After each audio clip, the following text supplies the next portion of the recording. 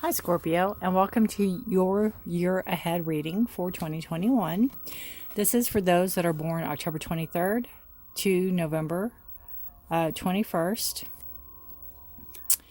This is also the way I do things is I'm going to be pulling a card for each month and then giving keywords or telling about the situation or whatever it may be about.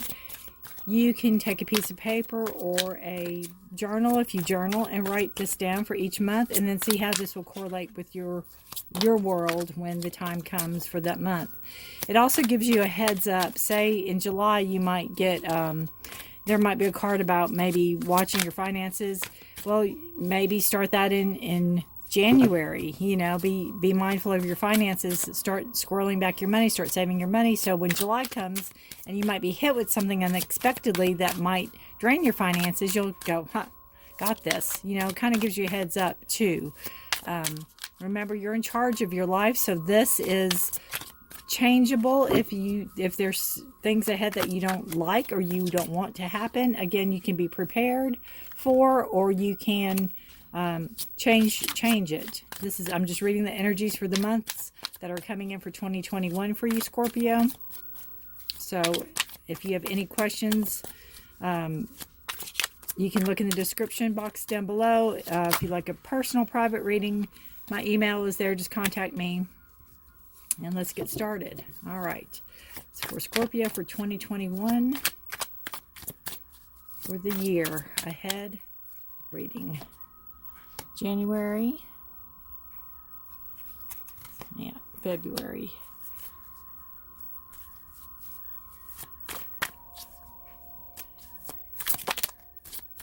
All right, hope y'all are doing well. March, April, May, June, July. Woo, usually they don't want to be doled out that way. And August, it's telling me. That was a good little run. September.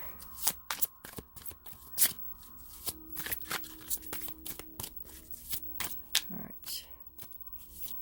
Nope. October. November. And one more for you, Scorpio. December. It's telling me right there, we're done. You got the Sun card. You got the same card. I think, I don't know if it's Libra. Somebody just had the Sun card. This is a card of new beginnings. It is coming into your own power, into your own beliefs, into your own newness. You might be seeing the world in a new, different light.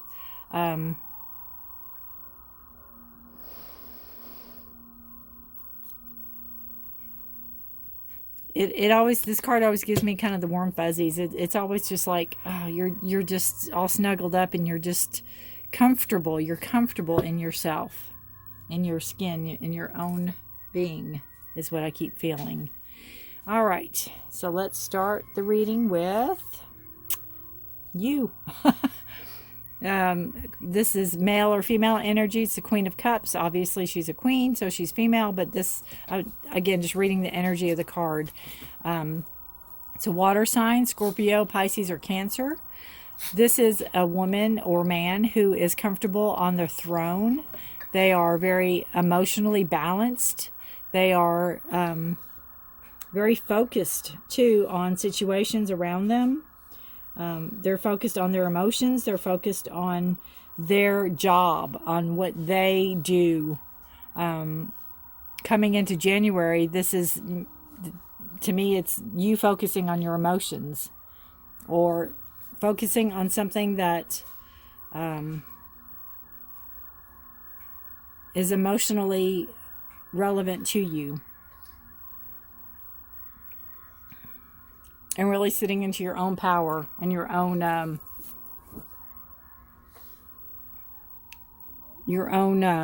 what's the word I'm looking for? Stability keeps coming to mind. Queen's very stable. So really knowing who you are and knowing what you want emotionally. All right. For February, we have the Ten of Wands in reverse. So this is telling me that in February, whatever emotions that you're coming into, that you're thinking about, in February, you're ready to let this baggage go. This is card, it's a Wands card. It's a fire sign. So you have Aries, Leo, or Sagittarius. You have burdens that you're carrying that do not belong to you. So you're finally realizing that come February. You're ready to let that go and drop it off at somebody's doorstep, or leave it in the field, or leave it anywhere but on your back. You're ready to let it go. You're not going to be carrying it any longer. March, we have the Knight of Cups. So you could have an offer of love coming in. It's just whether or not you're going to see it. You might not be willing or ready to accept it, but you could have an offer of love coming in. You could just be very suspicious of it. You could feel maybe that the emotions aren't there. Maybe there's not a connection for it. It's also, it could be an offer coming in about love, but lack of emotion. There might not be enough emotion there. Again, you might not have that connection. You could have somebody that, hey, I really, really like you, but you're like, yeah, I just don't feel it. That could possibly be coming in.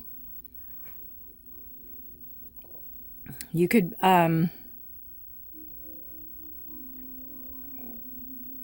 let's see. You could, again, I feel like it's a card of being offered something, and either you are not wanting to see it or accept it. And again, it could be maybe there's not a spark there. In April, you have the Page of Swords. So you have a new thoughts coming in. It could be having to deal with a child. There might be a lot of thoughts around this child. It could be a new beginning with this child. It could just be a message coming through or coming to you about something you've been thinking about doing or starting. In May, it could be thoughts about what to do with the child. Or what's in the best interest for the child. A lot of thoughts about a child. In May, you have the Chariot in reverse. It's movement forward, but stagnation or slow movement forward. It's also a card of Cancer. So you could have, there could be car trouble in May. You could be having to get a new car. So this is, again, a heads up. If there's car trouble in May, start squirreling some money away in case there's something that needs to be fixed in May for you. It's a slowdown in travel. If you're a real go-getter, obviously 2020 has been a slowdown in travel. So this could be plans that you've had to travel are going to be postponed again. So that's a heads up also. In June, we have the Ten of Swords. So you're letting your thoughts get the better of you. You're your own worst enemy on your thoughts coming into this month. In June, you are, it could be somebody that you feel has stabbed you in the back or has really let you down, but you're in this too. You're in this too. You did this to yourself too. You allowed this to happen in a sense. It's almost like you turned your back to them and said, all right, go ahead, do it. So you're not innocent in this. A lot of it is your thoughts. A lot of it is being your own worst enemy. And you need to pick yourself up and dust yourself off. This is a number of completion. So you're done this cycle. You're not going to repeat it. You need to learn from your mistakes. July, we have the Two of Swords. Here we go again.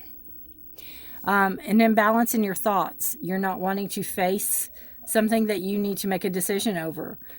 You want to be very indecisive and you want to turn a blind eye to it, but you can't. You really need to make a decision on this. And it's an imbalance in your, it's almost like a mental imbalance or an imbalance in your thoughts. you need to really, if it's something that, if it's a mental, I just think that there's some decision coming up. You're not going to want to make the decision. You're going to cross your arms and say, nope, not me, somebody else. But you're an adult. You need to make this decision. And it's not something you want to make or you want to even see it. You just don't want it. You don't want any part of it. August, we have judgment. So we have being held accountable for your actions. Hearing the call, following what you're hearing. I get marching to the beat of a different drum on this card just came through. So that could be, you know, where you might change your course or direction even.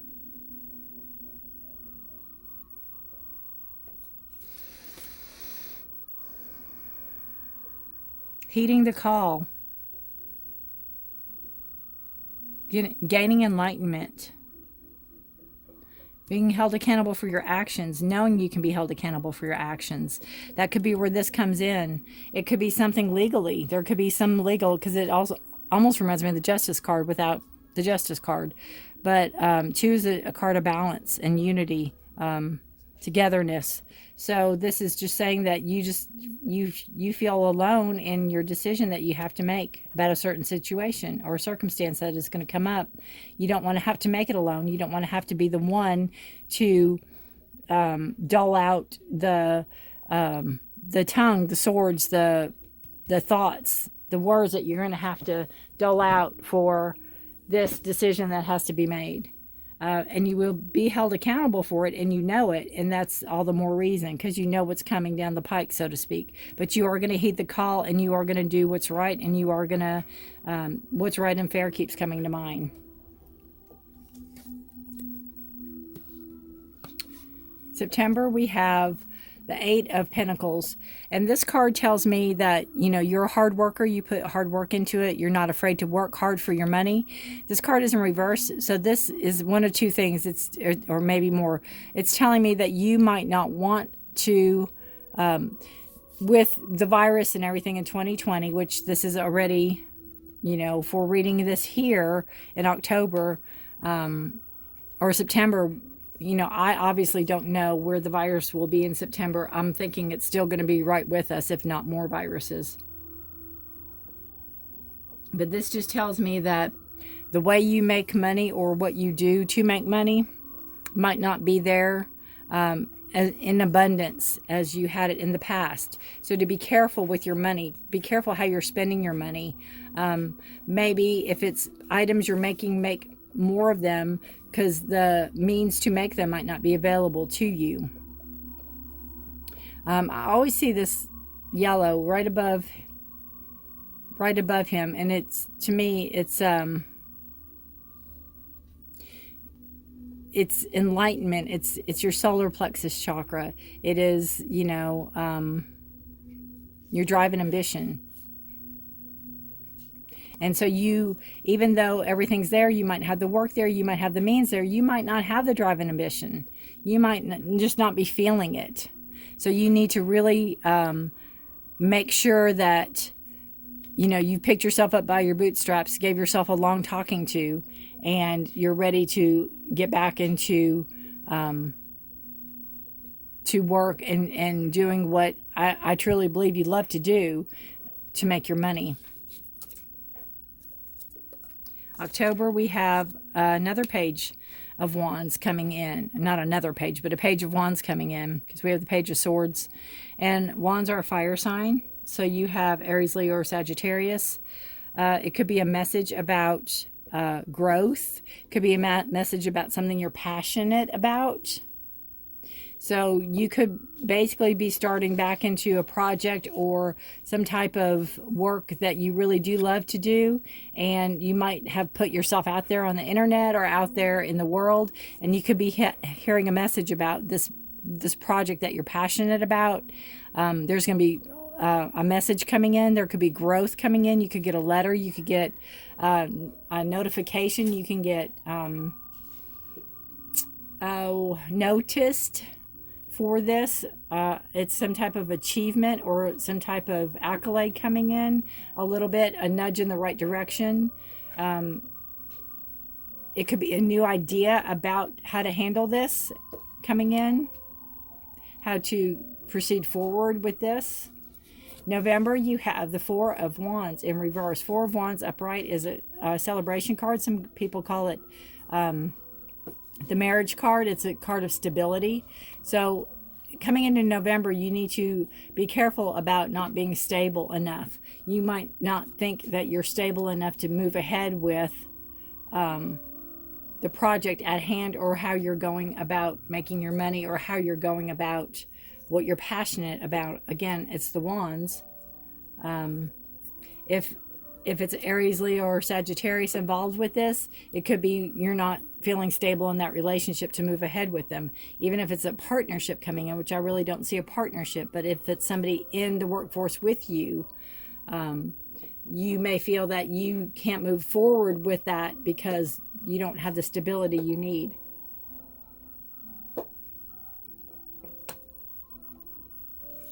In December, we have moving forward. It could be in your thoughts. It could be moving forward with your thoughts, giving you ideas to things, but it could be a physical move forward. You're out of here, you're out of this town, you're moving to a different state, you're moving to a different country. It could be a physical move. You're moving from a lot of rough water to calm water. So and it could again be mental. You could be getting clarity as to what you are lining yourself up for in 2022. So, and remember, the undercurrent of the whole reading was the Sun card. So remember the warm fuzzies. Remember you've got that new beginnings, and you can create. The sun will always shine, so you can create whatever it is you want to create. You can do, and you just have to have faith in yourself and know you can do it, and not let your thoughts get in the way of what you need to do to move forward and have the stability that you need. All right, Scorpio, I'm going to pull a overall energy card for you from the Lunar Nomad Oracle. I love this deck. I'll read a little bit out of the book because I do like the way the author writes. It's Shaheen Miro. Love this. It's kind of like a Lenormand type, but bigger. I like big cards, and I cannot lie. The Garden, oof, 20. Card 20. Card 20, the Judgment. So there's a tie into that. To me, the Garden is growth. It is rebirth. It is heeding the call, right? It is nurturing, growing, peace, being able to walk through the garden, having peace. Let's see what the book says on the Garden. Gatherings, celebrations, meetings, social events, public property, ceremony, and creation. A lot of things we weren't able to do in 2020, and we still might not be able to do them in 2021. I do not know this yet. So, we have on the Garden, spend time in places outside your comfort zone. This is the fastest way to make magic happen in your life. If you tend to be shy, look for places that are off the beaten path but feel inviting. There's nothing to lose but by seeing something new. Look for environments that attract people who share the same interests and qualities as you. Variety is the spice of life. If you stop challenging yourself, you stop growing. The Garden is a good reminder that networking grows all the areas of your life. Your circle of friends widens and your career thrives and your life becomes a place of expression. Nothing can match the intimacy of face-to-face conversation. With so much technology and alternative forms of communication, it becomes easy to hide from your phone or you can behind. Let me try that again. Nothing much can match the intimacy of face-to-face conversation. With so much technology and alternative forms of communication, it becomes easy to hide behind your phone or computer. And especially in this last year, because that's all we've been able to do. We haven't been able to be face-to-face, and we still might not coming into 2021. You know, maybe toward the end, I don't know. I don't know how it's going to play out. I really don't. Don't substitute the raw catharsis of in-person conversation for an impersonal phone or text message. Are you hiding behind your phone or computer? Use body language to communicate. Pay attention to a person's facial expression during the conversation. See the intention in their eyes. Potential employers and business connections demand personal interaction. Rarely are you interviewed for a high-level position without meeting in person. If possible, request face-to-face interaction from future clients and employees. The level of connection could amplify the opportunities for success. The garden is a sign that gathering with other people is essential for change in your life. Be open to these experiences and see what possibilities are out there for you. On a more mundane level, the garden simply foretells a party or social engagement you will be invited to. And again, if we are still in lockdown mode, or if we're still in, not gathering mode, please pay attention to that, because I don't want anybody getting sick from just because what a reading says. This is using your common sense too, using your brain, using, what science is out there for us also. All right, Scorpio. Thank you for watching. Have a blessed and very happy, healthy, and very kind to one and all of us 2021. Again, anything you need is in the description below. And thanks again for watching. Bye.